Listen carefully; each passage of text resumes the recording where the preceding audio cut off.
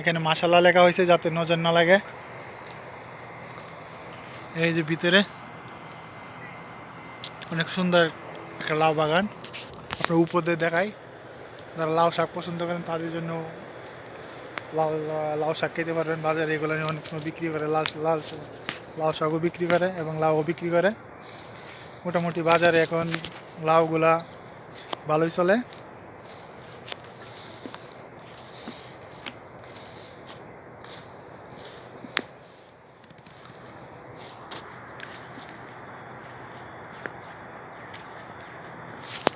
দেখেন